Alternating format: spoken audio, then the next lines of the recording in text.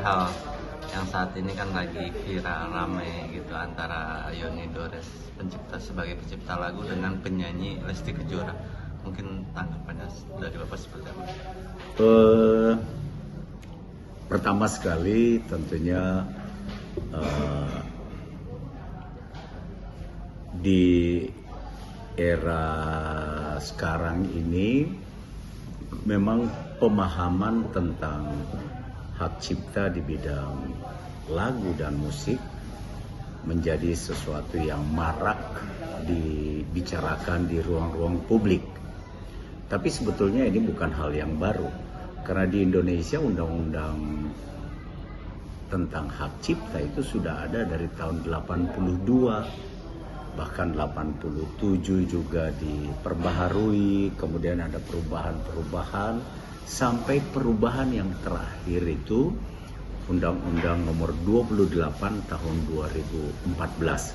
Sekarang pun sedang digagas oleh sahabat-sahabat di DPR RI, dalam hal ini motornya Mbak Melly Guslow sedang menggunakan hak inisiatifnya untuk melakukan perubahan atau penyempurnaan lagi lebih jauh tentang hak cipta, undang-undang tentang hak cipta. Dan saya sendiri sebagai ketua LMKN sudah bertemu dengan badan keahlian DPR, bahkan juga saya juga sudah bertemu dengan unsur pemerintah, dalam hal ini Dirjen Kekayaan Intelektual dan juga Direktur Hak Cipta dan Desain Industri, untuk berkomunikasi kedua belah pihak untuk menyampaikan juga berbagai pokok pikiran tentang aspek yang harus dipertajam, lebih diparipurnakan lagi dalam undang-undang tentang hak cipta. Oleh karena itu, memang undang-undang itu dia tidak boleh multitafsir. Undang-undang harus memberikan kepastian berdasarkan kepatutan hukum. Dan menurut saya Undang-Undang Nomor 28 tahun 2014 tentang hak cipta sudah cukup baik. Namun saja ada beberapa pasal yang masih dimultitafsirkan oleh para penggiat musik maupun para ahli hukum dan juga apalagi kalau di masyarakat, ya.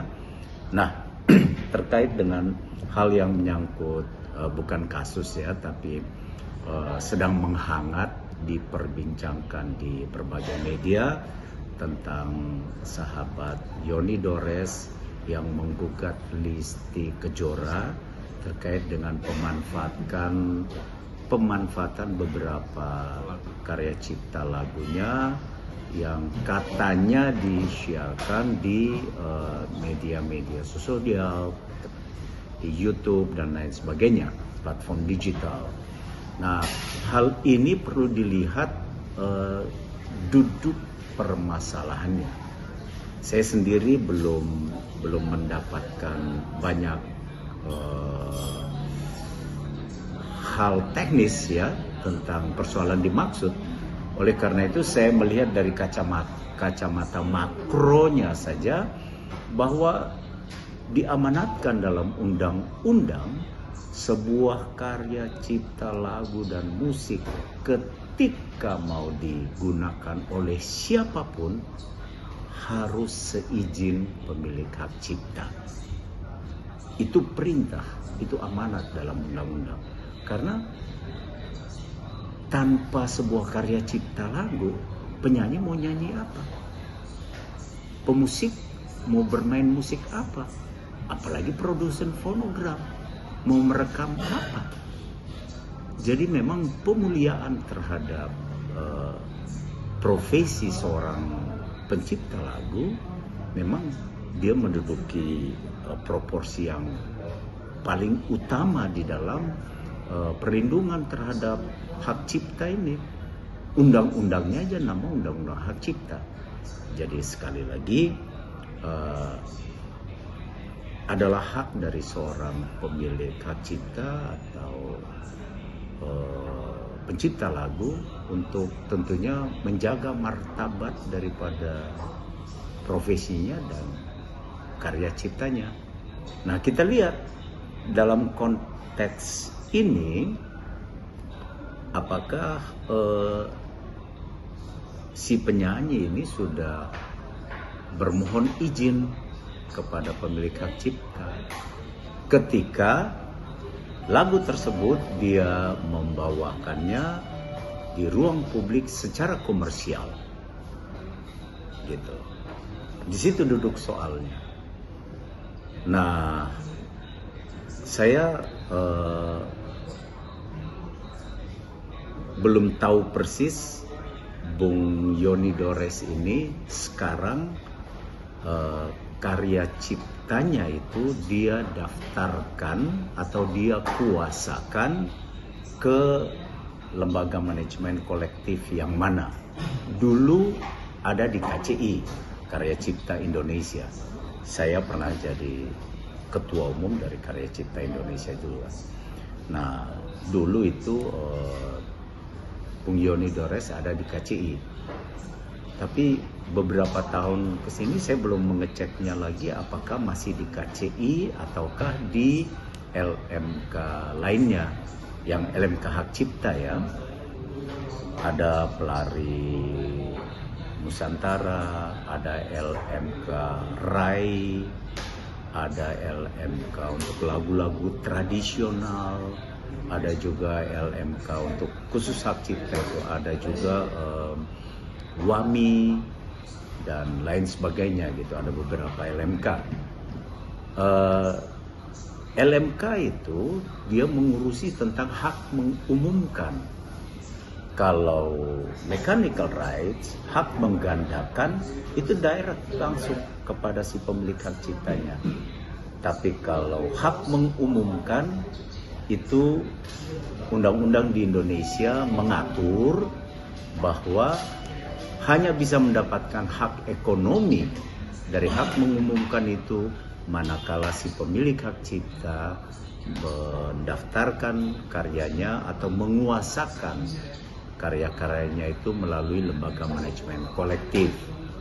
Nah, sebagai ketua LMKN, saya mengkoordinir seluruh LMK di Indonesia, baik LMK hak cipta maupun ada LMK hak terkait. Kurang lebih ada 15-an, sudah mau 17 atau 18 lagi gitu. Karena undang-undang membuka ruang untuk membentuk LMK sesuai dengan tata syaratnya gitu. Jadi nanti saya akan mengecek juga di kantor saudara pencipta lagu Yoni Dores, dia senior memang, karya cipta lagunya itu sekarang ada di LMK yang mana. Begitu. Mungkin Pak, wajar nggak sih pas ketika Pak Yoni ini melaporkan seorang Lesti Kejora terkait hak cipta ini? Hak cipta itu kan milik pencipta lagunya, ataukah mungkin dia kuasakan kepada ahli waris atau kuasakan di publishing. Tetapi sekali lagi itu hak untuk mendapatkan keadilan berdasarkan norma-norma keadilan itu sendiri.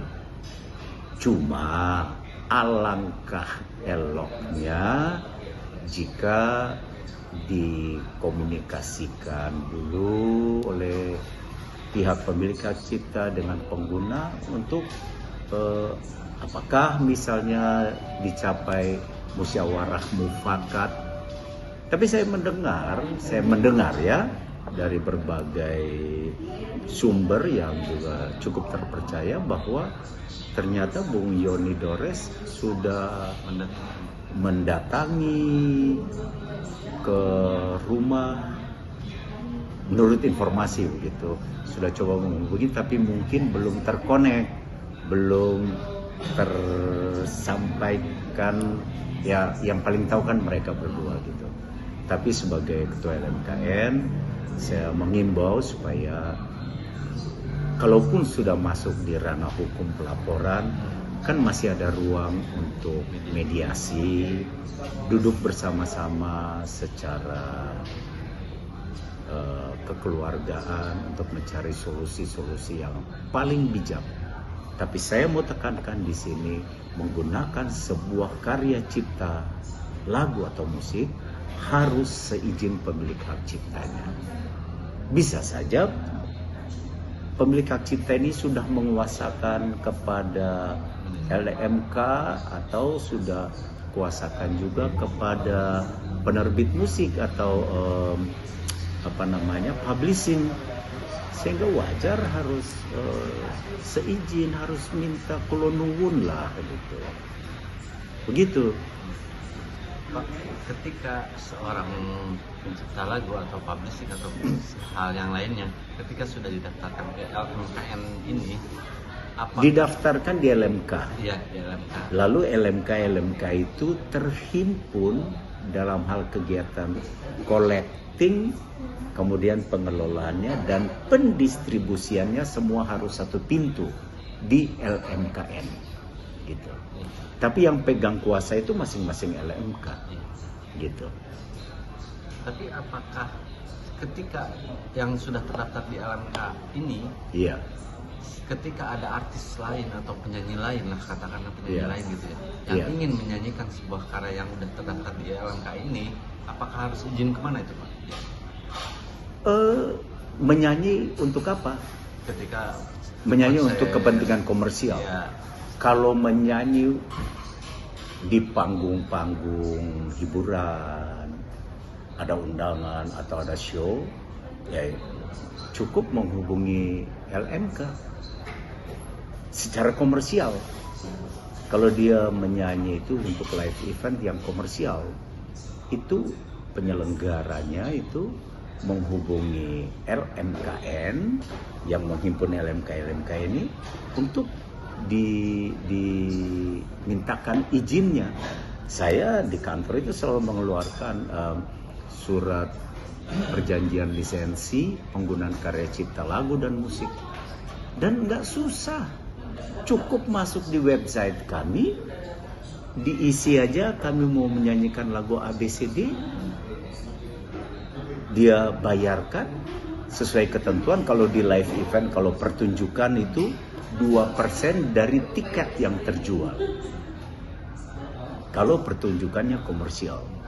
Kalau pertunjukan charity, pertunjukan sosial, 2% dari biaya produksi musiknya.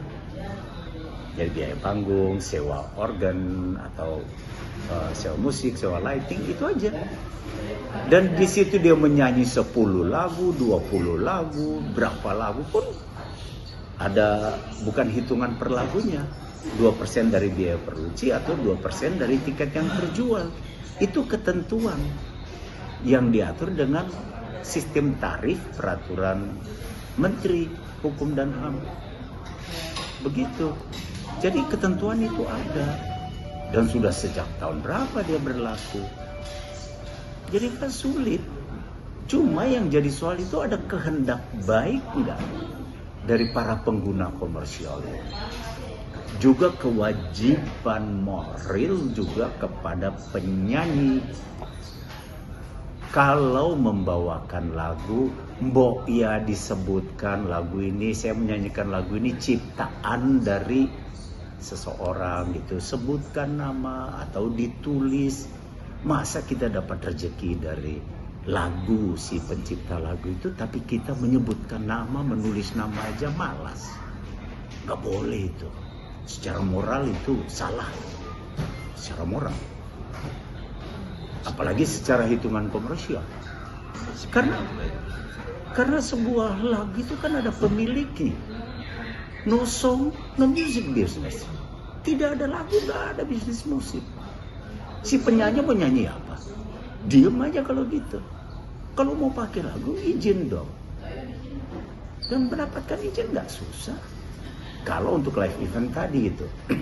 Kalau untuk digandakan, Anda merekamnya lalu dimanfaatkan secara komersial, ini lebih wajib lagi. Anda harus seizin pemilik hak ciptanya. Hubungi dong penciptanya atau publishingnya. Apalagi ada tindakan komersial sengaja merekam untuk diposting di mana-mana. Iya kan? Kan itu ada kehendak untuk meraup keuntungan secara komersial. Gitu, ini kan edukasi yang baik karena menggunakan sebuah karya cipta lagu itu ada pemiliknya.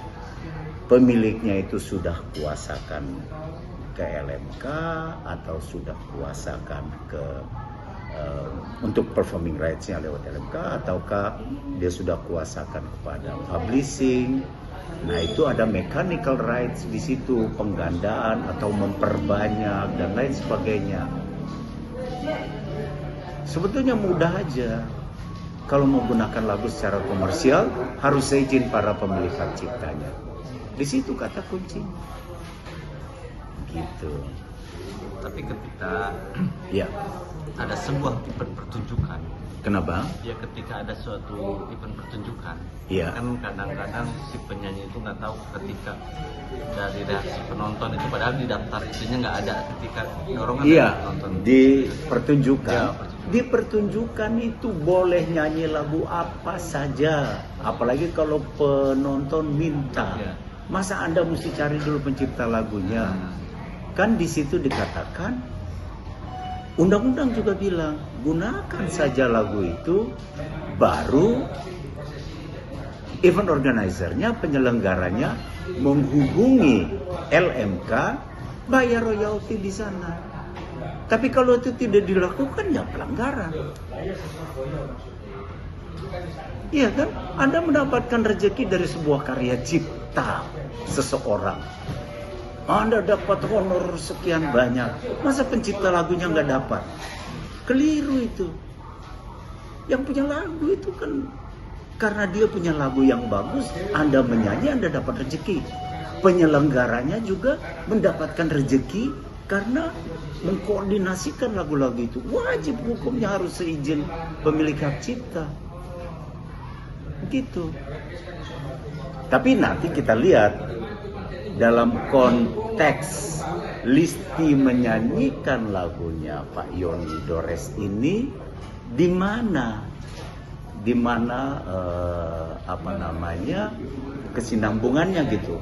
Apakah penyelenggaranya sudah meminta izin? Atau dibuat sengaja untuk mengcover dalam sebuah lalu diposting dan monetize-nya jalan. Itu kan. Tapi sekali lagi himbauan saya, dikomunikasikan dulu. Tapi ya mungkin karena Bung Yoni Dores sudah menghubungi beberapa kali,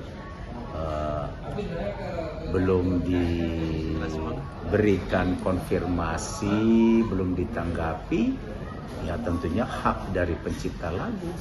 Ini kan harga diri dia, kehormatan dia. Begitu. Ada saran nggak sih Pak di permasalahan ini mungkin harus seperti apa ke depannya? Kenapa? Supaya hal ini tidak terjadi lagi, tidak terulang lagi. Iya, jadi itu saran saya kepada siapapun insan musik Indonesia untuk harus menghargai sebuah karya cipta yang mana ada pemiliknya. Gitu. Tidak mungkin dia turun dari langit aja lagu itu. Dikerjakan dengan setengah mati oleh pencipta lagunya. Jadi ada pemiliknya. Wajib hukumnya untuk menghargai para pemilik hak cipta. Karena yang diatur dalam undang-undang bukan saja hak ekonominya, tapi hak moralnya juga termaktub di dalamnya. Gitu. Bisa dibilang wajar ya ketika Pak Yoni Dores ini melaporkan itu wajar. Saya nggak mau terjebak dalam pertanyaan seperti itu karena hal yang menyangkut kewajaran kan yang paling tahu itu terlalu subjektif. Tapi kalau dilihat dari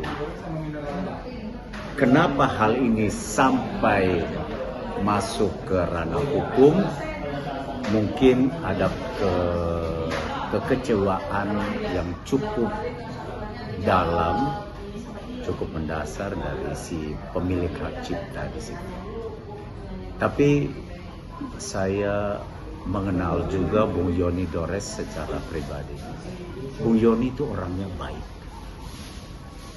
Bung Yoni Dores itu dia cukup senior di dunia mencipta lagu. Dia kan adik kandung dari Dedi Dores. Kami bersahabat sejak zaman di Glodok dulu. Kita sebut sendok, seniman Glodok. Pasti beliau menyimpan kekecewaan yang cukup dalam. Tapi menurut saya, kalau Listi dan juga tim hukumnya itu saling berkomunikasi dengan Bung Yoni Dores, duduk sama-sama, gunakan komunikasi antar insan musik yang mengedepankan harmonisasi keindahan dalam kehidupan, saya kok yakinnya Bung Yoni Dores akan membuka pintu komunikasi. Gitu. Dan seandainya misalkan dari Bapak sendiri misalkan diminta bantuan untuk mendamaikan mereka, atau siapa? Itu yang saya bilang, Bung Yoni itu orang baik. Hatinya tuh seniman, insan seni, mengedepankan harmonisasi. Jadi ya, kalau dikehendaki oleh kedua belah pihak, tentunya saya juga berkehendak untuk juga mendudukan pada proporsinya, kedua belah pihak duduk, tim hukumnya juga duduk, sambil membicarakannya dengan baik. Dan kalau semua punya kehendak baik, pasti ditemukan solusi yang bijak. Terus kepada sahabat-sahabat yang menekuni bidang hukum juga punya minat besar dalam hal mendudukkan hak cipta di ranah hukum secara proporsional. Saya rasa yuk kita saling mengisi, mendiskusikan semua, lalu sama-sama kita mengusulkan beberapa hal menyangkut perbaikan undang-undang tentang hak cipta ini ke Badan Keahlian DPR, supaya ada kepastian hukum tanpa lagi ada multitafsir dari pasal-pasal yang kemudian diberlakukan sebagai undang-undang dan turunan peraturan pemerintahnya, peraturan menteri dan lain sebagainya. Segala regulasi itu bersumber dari undang-undang yang tidak lagi ada multitafsir di dalamnya.